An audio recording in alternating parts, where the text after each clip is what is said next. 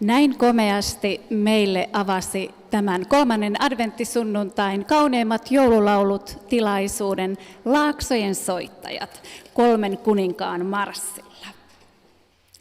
Laaksojen soittajat on alueellinen puhallinorkesteri, jonka soittajat ovat tästä Ylivieskasta sekä ympäristökunnista.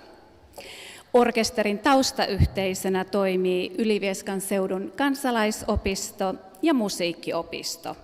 Orkesteria johtaa Mikko Hannula. 3 kuninkaan marssissa on aiheena Matteuksen evankeliumissa kerrottu Itämaan tietäjien matka tuonne Betlehemiin Jeesuslapsen seimen äärelle. Tuon mielikuvan ja kuulokuvan myötä meidän on hyvä virittäytyä tämän 3. adventtisunnuntain kauneimpien joululaulujen äärelle. Kauneimmat joululaulut soivat jälleen yli 50. kerran peräkkäin maailman lasten hyväksi. Kun te laulatte, me teemme samalla hyvää. Kauneimmat joululaulut on suosittu yhteislaulutapahtuma, mutta myös yksi suurimmista hyväntekeväisyystapahtumista Suomessa, jota koordinoi Suomen lähetysseura sekä paikallisseurakunnat. Viivähtäminen keskellä joulukiireitä joululaulujen äärelle on ainakin minulle itselleni varhaisin muisto joulukirkosta. Ja kun katson teitä, luulen, että en ole yksin tuon perinteen kanssa. Ja tiedätkö, että kyselyjen perusteella joka 3. suomalainen osallistuu ainakin yhteen Kauneimmat joululaulut -tapahtumaan vuosittain. Ja tuota vihkosta, josta juuri parhaillaan laulat joululauluja, painetaan yli 700 000 kappaletta vuosittain. Voit mielellään ottaa vihkon mukaasi ja jatkaa sitten tunnelmointia joulun ajan kotonasi. No, mikä on Kauneimmat joululaulut -tilaisuudessa tärkeintä? No tietenkin laulaminen. Eli lähdetään seuraavan 3 joululaulun äärelle. En etsi valtaa loistoa, numero 1. Heinillä härkien kaukalon, numero 5. Ja on hanget korkeat nietokset, 25. Tervetuloa laulamaan niin tänne kirkkosaliin kuin sinne kotiin vastaanottamien äärelle.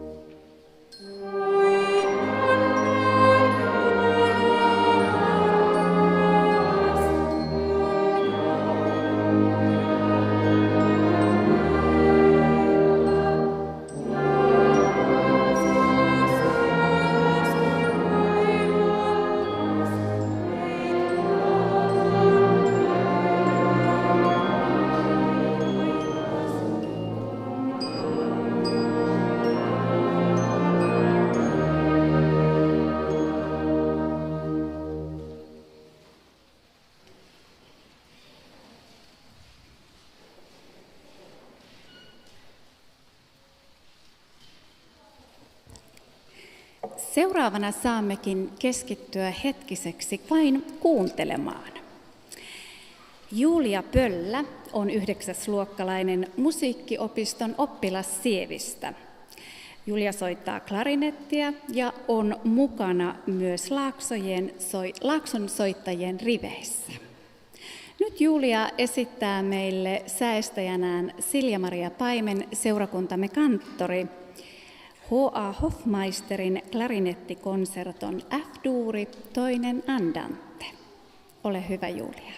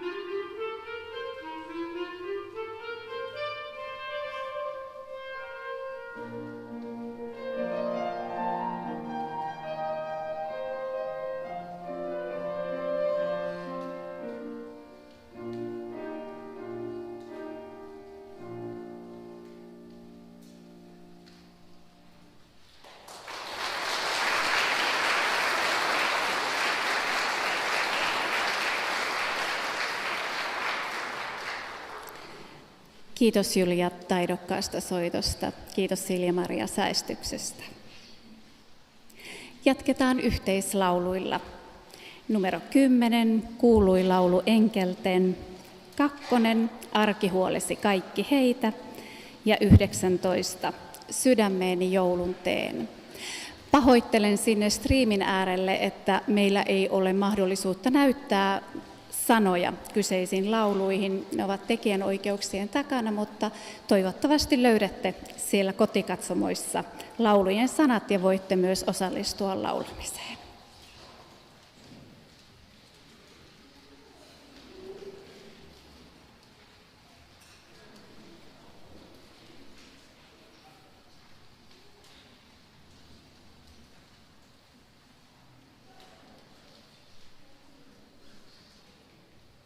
Thank you.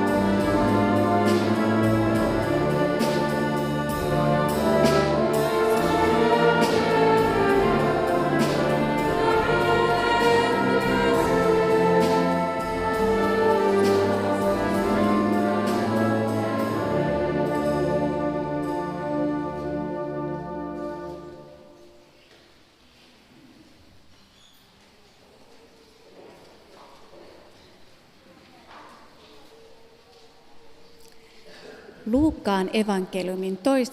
luvussa kirjoitetaan näin. Kun enkelit olivat menneet takaisin taivaaseen, paimenet sanoivat toisilleen, nyt Betlehemiin, siellä me näemme sen, mitä on tapahtunut, sen minkä Herra meille ilmoitti. He lähtivät kiireesti ja löysivät Marian ja Joosefin ja lapsen, joka makasi seimessä. Tämän nähdessään he kertoivat, mitä heille oli lapsesta sanottu. Kaikki, jotka kuulivat paimenten sanat, olivat ihmeissään. Mutta Maria kätki sydämeensä kaiken, mitä oli tapahtunut, ja tutkiskeli sitä. Seuraava kappale, Taivas sylissäni, on orkesterin esityskappale. Kappaleen säveltäjä ja sen rakastettu ruotsalainen esittäjä Carola Häggkvist kertoo seuraavaa. Kun sävelsin Taivas sylissäni kappaleen, tiesin, että sävelmä kertoo Mariasta. Ja pohdin, että ehkä se on Marian kehtolaulu Jeesukselle. Levyn norjalainen tuottaja Erik Hillestad muotoili Carolan kertoman myötä tekstin, joka kertoo Marian kysymyksistä. Tuon nuoren nasaretilaisen tytön, joka joutui yllättäen keskelle mysteeriä ja tapahtumia, joiden laajuudesta hän saattoi vain aavistella. Laaksojen soittajat, Taivas sylissäni.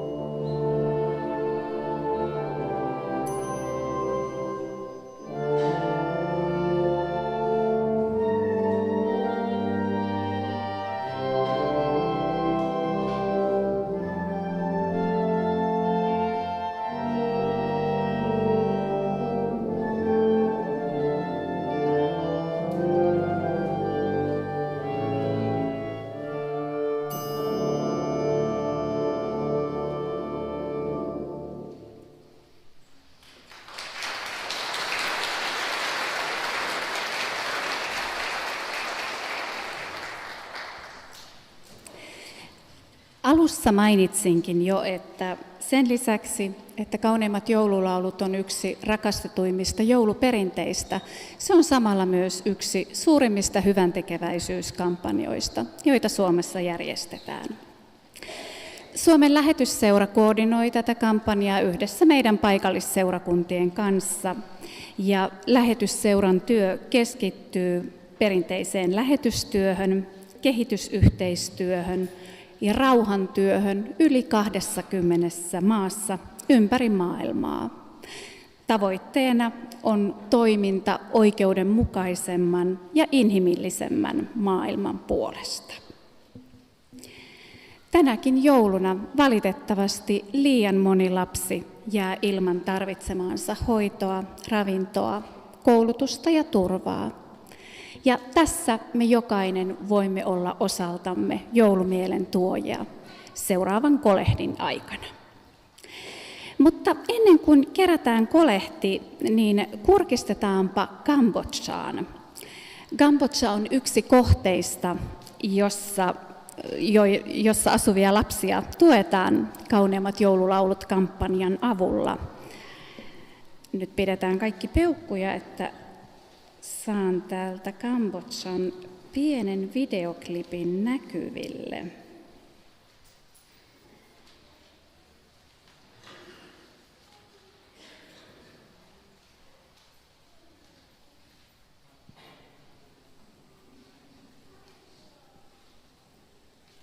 Onko yhtään lupaavaa? On.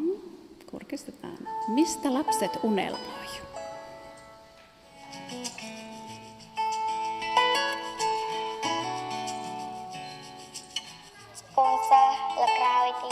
Haluan tulevaisuudessa olla opettaja ja vahva nainen. Pidän lukemisesta ja haluan olla isona opettaja. Haluan isona olla poliisi, koska haluan auttaa yhteisöäni kehittymään ja pitää sen vapaana gangstereista. Toivon kaikille suomalaisille paljon onnellisuutta ja hymyä. Näin yksinkertaisia asioita lapset unelmoivat niin täällä koti-Suomessa, mutta myös kaukana Kambodžasta. Annetaan lapsille oikeus unelmointiin. Seuraavien kappaleiden aikana kerätään kolehti Suomen lähetysseuran kautta toteutettavalle työlle maailman lasten hyväksi. Kolehdin aikana laulamme 3 laulua. Joulupuu on rakennettu, numero 12. Kilisee, kilisee kulkunen, numero 13. Ja 24. Enkellaulu kajahtaa.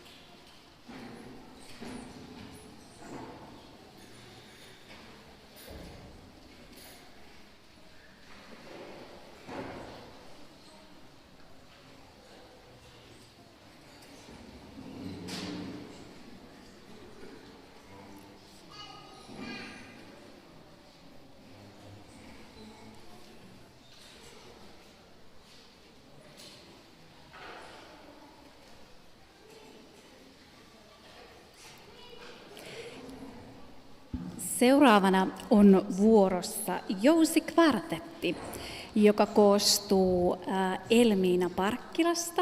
Hän soittaa selloa, Janette Peltokorpi viulua, Jenniina Viljamaa niin ikään viulua, Jonna Kärkinen alttoviulua ja heitä sekä Juliaa on meillä täällä ollut kaitsemassa ja ohjaamassa Katri Porkka, Ylivieskan seudun musiikkiopiston apulaisrehtori ja klarinetin ja saksofonin soiton opettaja. Jousikvartetilta kuulemme 2 kappaletta. J. Holstin Synkkänä keskitalvella sekä A. Gilmantin Matkalla. Olkaa hyvä.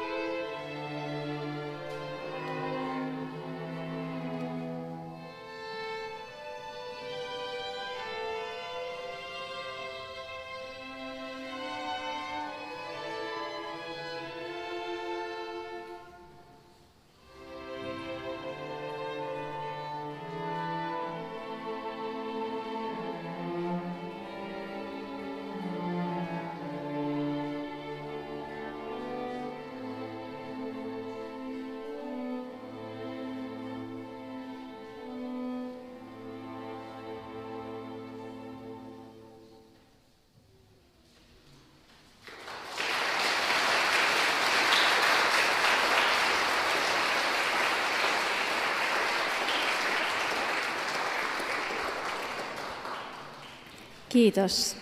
Nämä nuoret lahjakkaat muusikot ovat aloittaneet vasta tänä syksynä kvartettisoiton, mutta ovat ehtineet esiintymään jo useissa tilaisuuksissa ja eri konserteissa näin joulun alla. Kauneimmat joululaulut tilaisuus alkaa olla päätöksessä. Ennen viimeistä laulua hiljennytään rukoukseen. Pyhä Jumala, rakas taivaallinen Isämme, auta meitä kuulemaan ja näkemään lasten hätä ja rakentamaan yhdessä oikeudenmukaisempaa ja parempaa tulevaisuutta kaikille. Sinä näet jokaisen lapsen. Ole mukana lasten elämässä, suojelen heitä kaikelta, mikä voi heitä vahingoittaa. Anna jokaiselle lapselle se, mitä hän tarvitsee. Suojaa ja turvaa, puhdasta vettä, riittävästi ruokaa, mahdollisuus leikkiin ja huolehtivia aikuisia ympärilleen. Rakas Jumala, rukoilemme myös niiden lasten puolesta, jotka elävät sotien ja kriisien keskellä. Suojele ja varjele heitä. Luo toivoa hädän keskelle ja luottamusta tulevaisuuteen. Opeta meitä iloiten jakamaan saamistamme lahjoista ja näin elämään Jumalan valtakuntaa todeksi. Kiitos Herra, että saamme tulla sinun eteesi ja että kuulet kaiken, mitä meillä on sydämellämme. Kiitos, että siunaat tulevan joulun. Amen. Päätämme tilaisuuden lauluun Maa on niin kaunis, numero 28. Siunattua ja rauhaisaa joulun aikaa ihan jokaiselle.